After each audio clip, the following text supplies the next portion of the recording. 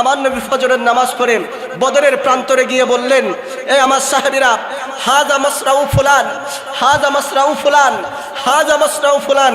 এখানে আবু জাহেলকে কতল করা হবে, এই জায়গায় উতবাকে কতল করা হবে, এই জায়গায় শাইবাকে কতল করা হবে, এই জায়গায় ওয়ালিদকে কতল করা হবে। এভাবে আমার নবী নকশা করে দিয়েছে কাকে কোন জায়গায় মুসলমানরা কতল করবে। খোদার কসম করে বলছি, সেদিন বদরের প্রান্তরে দেখা গেছে যুদ্ধের ময়দানে আমার নবী যাকে যেখানে কতল হওয়ার কথা বলেছে, মুসলমানরা তাদেরকে সেই জায়গায় কতল করেছে। জোরে বলেন সুবহানাল্লাহ। 17ই রমজান ইসলামের ইতিহাসের ঐতিহাসিক সর্বপ্রথম এবং প্রধান যে যুদ্ধটি সংগঠিত হয়েছিল, বদরের যুদ্ধ, সেটি এই মাহে রমজানের 17ই রমজান অনুষ্ঠিত হয়েছিল। বড় করে বলুন সুবহানাল্লাহ। একটু চিন্তা করে দেখুন, আমরা রোজা রেখে সামান্য কাজকর্ম করতে পারি না, আমরা রোজা রেখে ক্লান্ত হয়ে যায়, পিপাসার্ত হয়ে যায়। আর আমার নবীর সাহাবায়ে কেরামদের জজবা, তাদের ঈমানি তাকাত, ঈমানি শক্তি, রুহানি পাওয়ার কেমন ছিল দেখুন। একদিক দিয়ে মুখে রোজা, পেটে খিদা, গলা শুকিয়ে গেছে, প্রচন্ড রোদ পড়ছে। আর এমন সময়ের মধ্যে আমার নবী তার সাহাবীদেরকে নিয়ে আজ থেকে 1400 বছর আগে ইয়ৌমে বদর, ওই বদর প্রান্তরের মধ্যে কাফেরদের সাথে যুদ্ধ করে ইসলামের বিজয়ের পতাকা উড্ডীন করেছেন। জোরে বলেন সুবহানাল্লাহ। সেটি মাহে রমজানের 17ই রমজান হয়েছিল। তো ইসলামের অনেকগুলো যুদ্ধ হয়েছে। আজকে আমরা এই যে ইসলাম পেয়েছি, এই যে কালিমা পেয়েছি, এই যে মুখে দাড়ি পেয়েছি, জুব্বা পেয়েছি, মাথায় টুপি পেয়েছি, এগুলো সাহাবায়ে কেরামদের তাজা রক্তের বদলতে আজকে আমরা ইসলাম পেয়েছি। আমরা পেয়েছি ইসলাম রেডিমেড। তাই ইসলামের প্রতি দরদ আমাদের একটু কম। অথচ আপনি যদি ইতিহাস খুলে দেখেন, তারিখের কিতাব খুলে দেখেন, আপনি দেখবেন এই ইসলামকে প্রতিষ্ঠা করার জন্য সাহাবায়ে কেরাম দিনের পর দিন যুদ্ধ করে গেছে কাফেরদের সাথে। তো সেগুলো আমাদের জানা উচিত। তো যেহেতু এই রমজান মাসের 17ই রমজান ইয়মে বদর, বদর দিবস বলা হয়, তাই আমি সেটাকে সামনে রেখে আপনাদের খেদমতে কোরআনুল কারীমের আয়াতে কারিমা তেলাওয়াত করেছি, যেখানে আল্লাহ বদরের যুদ্ধের কথা বর্ণনা করেছেন। তো এই বদর যুদ্ধের মধ্যে মুসলমানদের সংখ্যা ছিল মাত্র 313 জন, আর পক্ষান্তরে কাফেরদের সংখ্যা ছিল প্রায় 1000। কত? মুসলমানদের মাত্র 313 জন। এত অল্প সংখ্যক হওয়ার পরেও আল্লাহ তাআলা মুসলমানদেরকে বিজয় দান করেছেন। এই যুদ্ধ সূচনা হওয়ার পিছনের অন্যতম কারণ ছিল, আমার নবী যখন 13 বছর মক্কায় ইসলামের প্রচার প্রসার করেছিল, কালিমার দাওয়াত দিয়েছিল, যখন আল্লাহর নবী এভাবে ইসলামের দাওয়াত মক্কা শরীফের মধ্যে ছড়িয়ে ছিটিয়ে পড়ছে, তখন মক্কার কাফের মুশরিকদের এটা আর সহ্য হয় না। তাদের জ্বালা যন্ত্রণা বেড়ে যায়। এরা প্ল্যানিং করলো, পরিকল্পনা করলো, যারা ইসলাম ধর্ম কবুল করবে তাদেরকে জুলুম করা হবে, তাদের উপর নির্যাতন শুরু করলো, তাদেরকে কষ্ট দেওয়া শুরু করলো। তারা এমন কষ্ট দিয়েছে, এগুলো যদি কেউ শুনে, কোনো একজন পাষাণ হৃদয়ের অধিকারী ব্যক্তিও যদি সাহাবায়ে কেরামদেরকে ওই কাফেররা যেই নির্যাতন, যেই জুলুম নির্যাতন করেছে সেগুলো শুনে তার চোখ দিয়েও পানি চলে আসবে, তার অন্তর কান্নায় ভেঙে পড়বে। তারা শুধু সাহাবী নয়, তারা আমার নবীকেও অনেক কষ্ট দিয়েছিল। আমার নবী যখন যায় নামাজে মুসল্লায় নামাজের জন্য দাঁড়াতো, মক্কার কাফেররা আমার নবীর গলার মধ্যে রশি, দড়ি পেঁচিয়ে দিত। আমার নবী যখন সিজদায় যেত, মক্কার কাফেররা উটের নাড়ি বুড়ি আমার নবীর পিঠ মোবারকের মধ্যে ঢালে দিত। জোরে বলেন নাউজুবিল্লাহ। এমন ভাবে কষ্ট দিয়েছে আমার নবীকে। তো সাহাবায়ে কেরাম আমার নবীকে একদিন বললেন, ইয়া রাসূলুল্লাহ, এদের নির্যাতন তো আর সহ্য হয় না, চলেন আমরা এদের সাথে জিহাদ করি। তখন আল্লাহর হাবিব বললেন, না, এখনো আল্লাহ জিহাদের হুকুম দেয় নাই, এখন জিহাদ করা যাবে না, তোমরা বরং এখন সবর করো, ধৈর্য ধারণ করো। যখন তারা নির্যাতন করতে লাগলো, তখন আর না পারতে আল্লাহর পক্ষ থেকে ওহী আসলো। তখন আমার নবী সাহাবায়ে কেরামদেরকে নিয়ে মক্কা থেকে মদিনা শরীফের উদ্দেশ্যে হিজরত করে। সুবহানাল্লাহ বলেন। আল্লাহর নবী সাহাবীদেরকে নিয়ে মক্কাতুল মুকাররমা থেকে মদিনাতুল মুনাওয়ারার উদ্দেশ্যে হিজরত করে। সাহাবায়ে কেরাম মদিনার মধ্যে গিয়ে তারা সুখে শান্তিতে জীবন যাপন করতে লাগলো। আর এইদিকে মক্কার কাফেররা মুশরিকরা চিন্তা করতে লাগলো, হায় হায়, মুসলমানরা তো এখন আমাদের হাত থেকে চলে গেছে। মুসলমানরা এতদিন আমাদের হাতের মুঠোর মধ্যে ছিল, আমরা এতদিন মুসলমানদের উপর জুলুম নির্যাতন করেছি। এখন মুসলমানরা মদিনার মধ্যে গিয়ে সুখে শান্তিতে বসবাস করছে। না না না, আমরা তাদেরকে কিছুতেই সুখে শান্তিতে থাকতে দিব না। তারা পৃথিবীর যেই প্রান্ত যাবে, আমরা তাদের উপর জুলুম নির্যাতন করে যাব। তখন মক্কার কাফেররা মুশরিকরা সিদ্ধান্ত নিল, আমরা মদিনার মধ্যে গিয়ে মুসলমানদের ঘুম হারাম করে দিব। নাউজুবিল্লাহ বলেন। দেখো, মদিনা শরীফে গিয়ে মুসলমানরা শান্তিতে আছে, এটা কাফেরদের কি হচ্ছে না, সহ্য হচ্ছে না। তারা বলল আমরা সেখানে গিয়ে তাদের উপর নির্যাতন করব। তখন তারা কি করলো, তারা তাদের মধ্যে থেকে আবু সুফিয়ান সহ তার সাথে 40 জন সঙ্গী সিরিয়ার উদ্দেশ্যে, ব্যবসার উদ্দেশ্যে পাঠিয়েছে। তারা পরিকল্পনা করেছে এই ব্যবসার মধ্যে থেকে তারা যে লভ্যাংশ, যে টাকা, যে লাভ পাবে, সেগুলো দিয়ে তারা দামি দামি অস্ত্র কিনবে। আর ওই অস্ত্রগুলো মুসলমানদের বিরুদ্ধে ব্যবহার করবে। ওই অস্ত্রগুলো দিয়ে মুসলমানদেরকে আক্রমণ করবে। জোরে বলেন নাউজুবিল্লাহ। এই চিন্তা করতে লাগলো। মনে রাখবেন, আবু সুফিয়ান সে তখন বদরের যুদ্ধের মধ্যে মুসলমানদের খেলাফ, মুসলমানদের বিরুদ্ধে ছিল। পরবর্তীতে সে কালিমা পড়ে ইসলাম ধর্ম কবুল করেছে, আমার নবীর সাহাবী হয়েছে। সেই জন্য আমাদেরকে সাহাবীদের ব্যাপারে কথা বলার সময় সাবধানতা অবলম্বন করতে হবে। যেমন তেমন ভাবে সাহাবীদের শানে কথা বলা যাবে না। সাহাবীদের শানে কথা বলতে হুঁশিয়ারি। অনেকেই আছে, অনেক সাহাবীদেরকে গালমন্দ করে বলে যে তারা আগে মুসলমানদের বিরুদ্ধে যুদ্ধ করেছে, আগে মুসলমানদের বিপক্ষে ছিল। হ্যাঁ, তখন তারা বুঝে নাই, যখন আমার নবীর হাতে কালিমা পড়ে ইসলাম কবুল করে নিয়েছে, যখন সাহাবিয়তের মুকাম অর্জন করে নিয়েছে, তখন সাহাবীদের ক্ষেত্রে সাবধানতা অবলম্বন করতে হবে। তখন এই খবর মদিনার মধ্যে আমার নবীর কাছে পৌঁছে যায়। আমার নবী সাহাবীদেরকে যখন এভাবে, তখন তারা পরিকল্পনা করছে, তখন আমার নবী মদিনা শরীফের সাহাবীদেরকে নিয়ে আনসার এবং মুহাজির যারা সাহাবী ছিল, মক্কা থেকে যারা গিয়েছিল তারা হলো মুহাজির, আর মদিনার যারা ছিল তারা আনসারী। আমার নবী আনসারী এবং মুহাজির সাহাবীদেরকে নিয়ে বসলেন।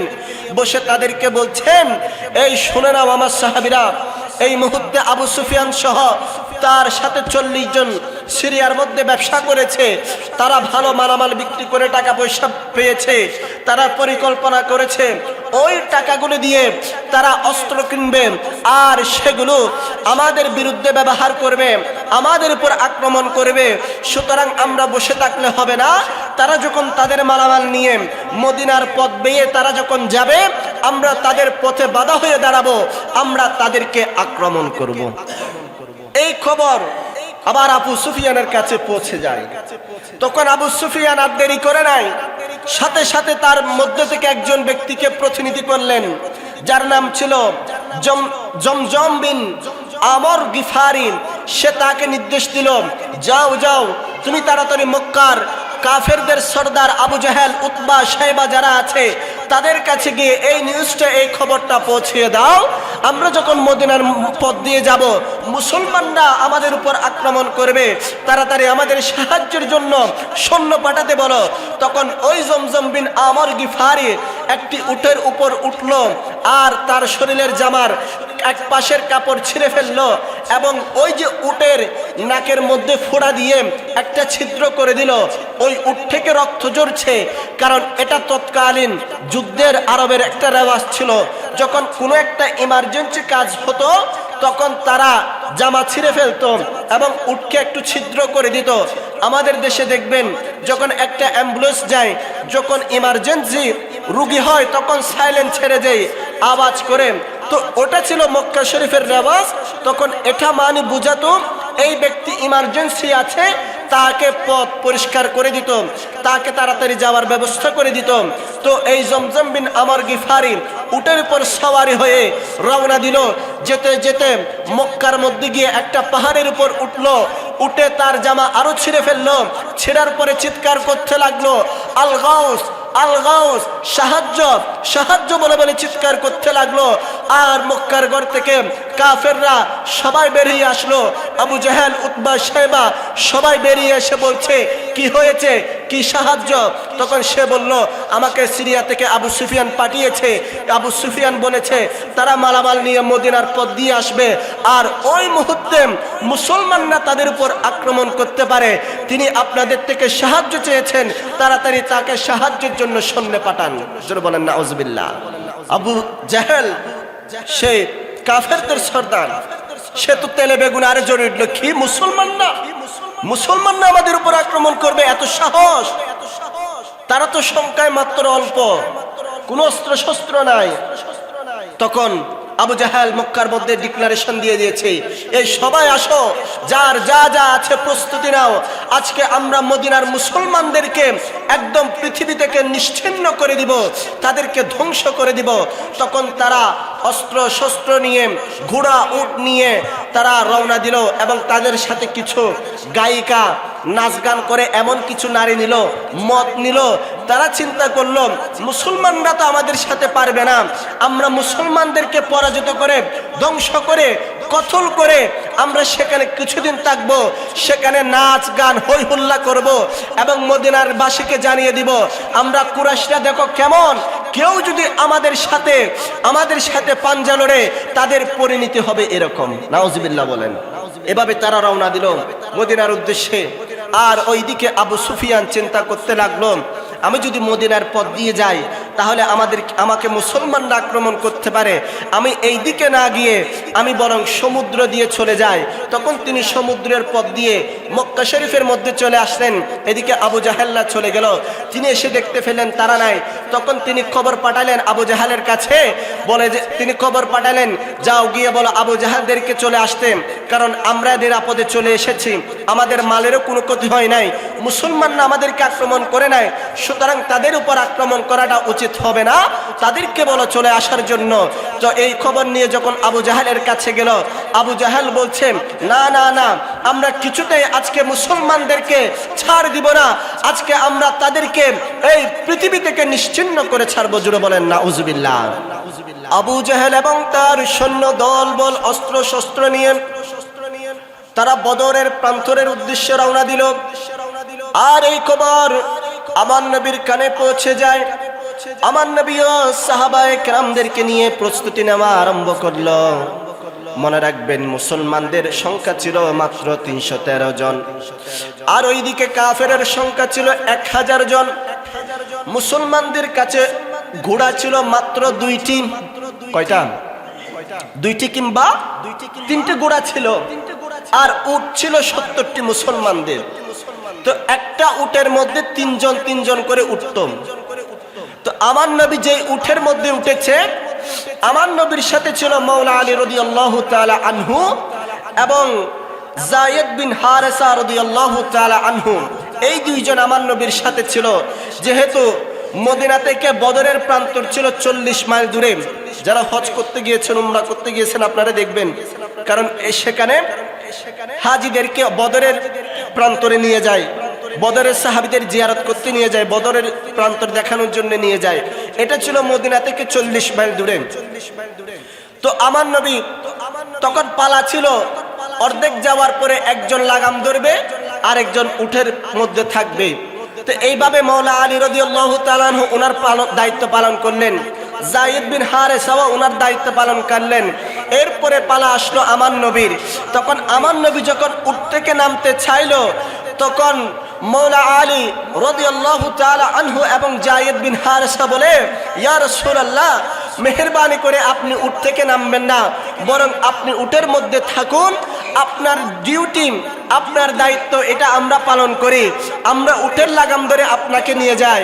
তখন আমার নবী বললেন, না না না, এটা কিছুতেই হতে পারে না, এটা তোমাদের উপর জুলুম হবে, বেইনসাফি হবে, আমি রাহমাতুল লিল আলামিন কাউকে কষ্ট দিতে পারবো না।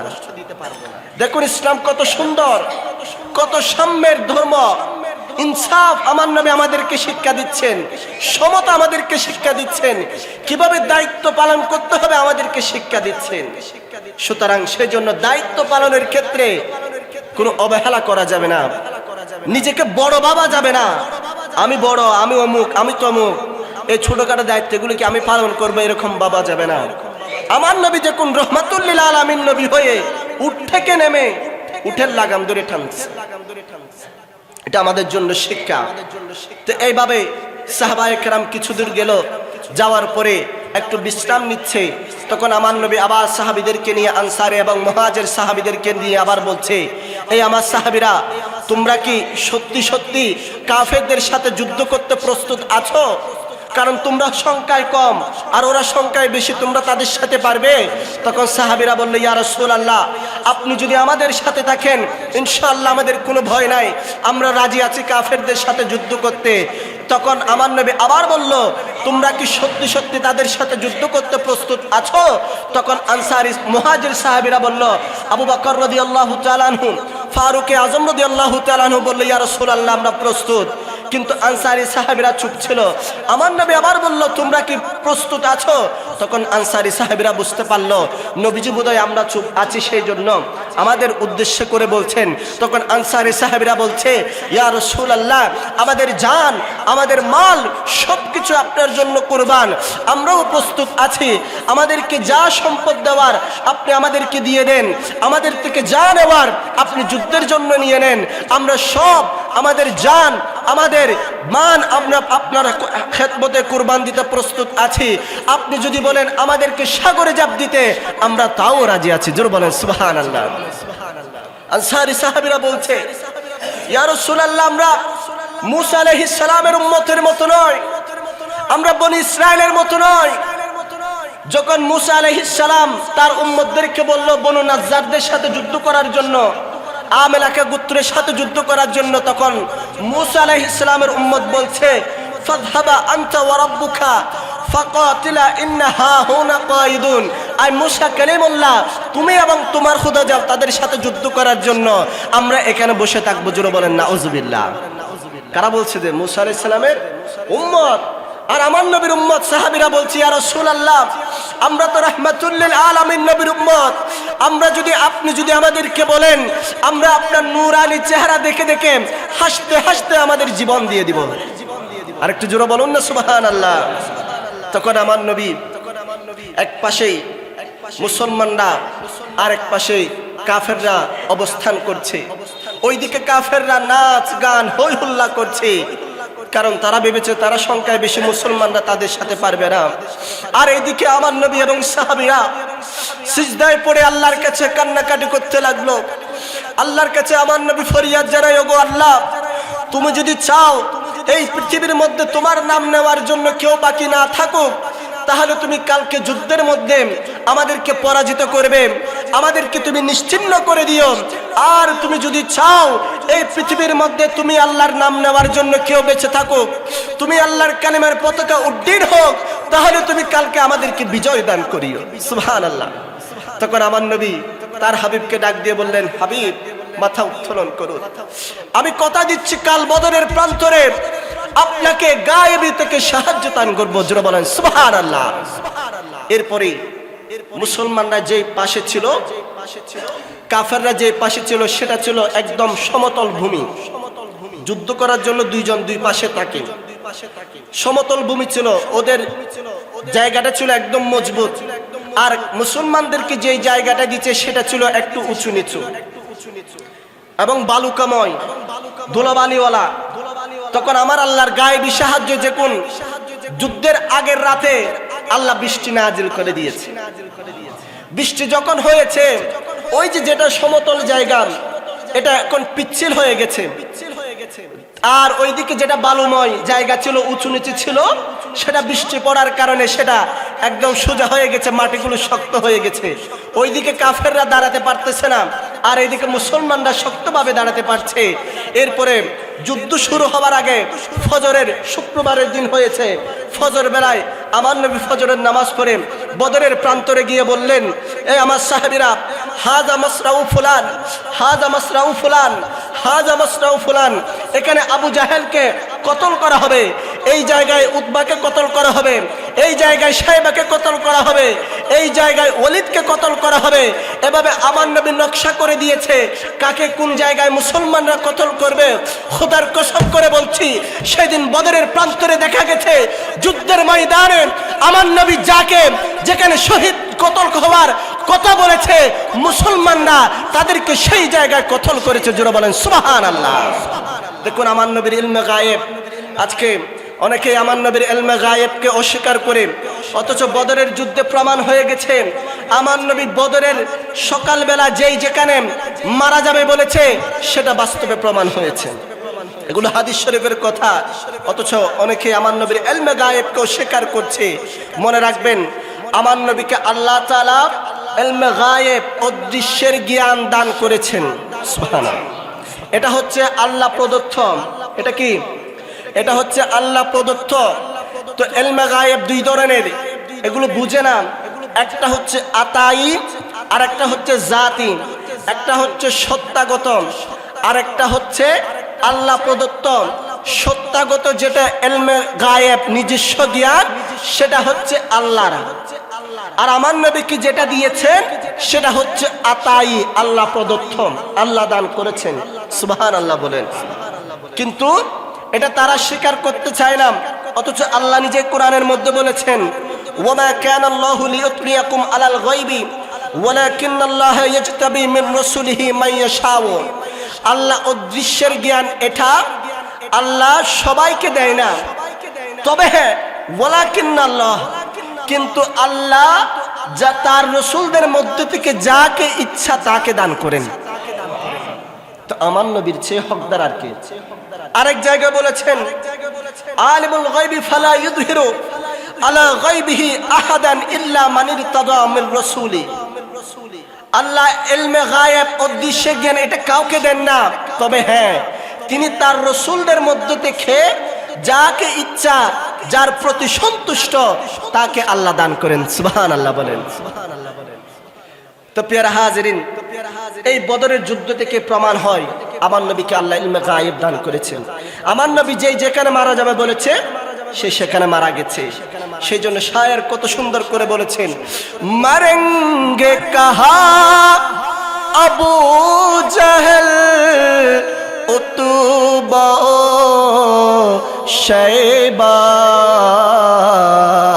জঙ্গে বদর का नक्शा हुजूर जानते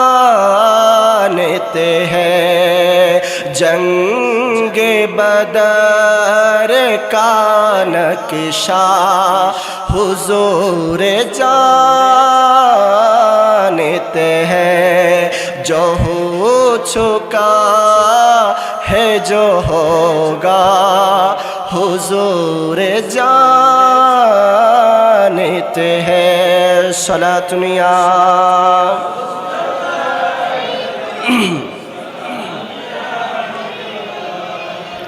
প্যারা হাজরিন, যুদ্ধ শুরু হয়ে গেল।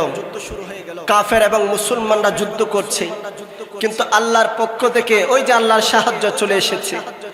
যে কাফের একজন মুসলমানকে হত্যা করতে আসছে, সে দেখতে পাচ্ছে ওই সাহাবীকে দুইজন দুইজন করে। কয়জন কয়জন? এখন সে হতভম্বের মধ্যে পড়ে গেছে, কারে না কাকে হত্যা করবে, কার দিকে তলোয়ার চালাবে। তো আপনারা জানেন এগুলো আমার আল্লাহ এই বদরের প্রান্তরে ফেরেশতা নামিয়ে দিয়েছিলেন। সুবহানাল্লাহ। যুদ্ধ হচ্ছে, এভাবে মুসলমানরা কাফেরদেরকে কচু কাটা খাচ্ছে। কেউ মুসলমানদের সাথে পারছে না। একদিক দিয়ে দুইজন ছোট্ট বালক, একজনের নাম হলো মুআউযিজ, আরেকজনের নাম মুয়াজ।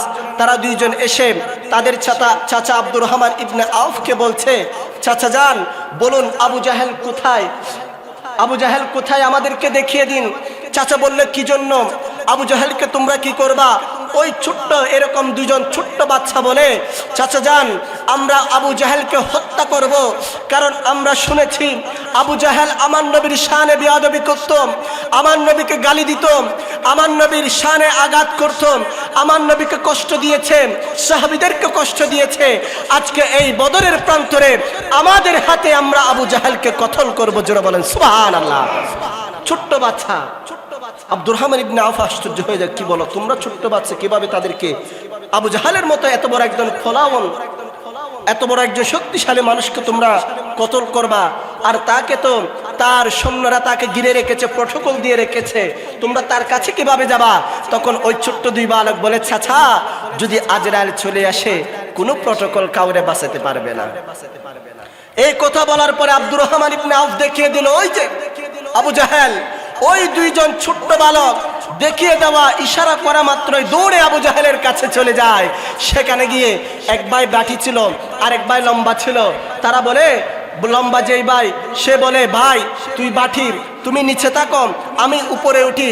তুমি এক কাজ করো, তুমি যেহেতু বাটি, তুমি এই ঘোড়ার দুটি পা কেটে দিবা। ঘোড়ার পা যখন কেটে দিবা, ঘোড়া যখন ঝুঁকে যাবে, আবু জাহেলও মাটির মধ্যে পড়ে যাবে।